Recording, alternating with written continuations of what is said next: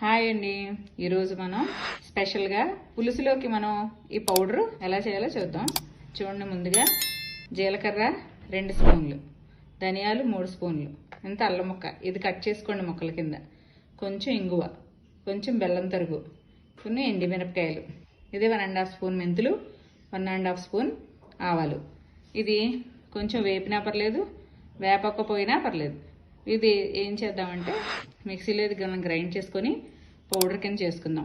Powder కింద చేసుకొని మనం ఏ పులుసులోకైనా ఇది వేసుకోవచ్చండి.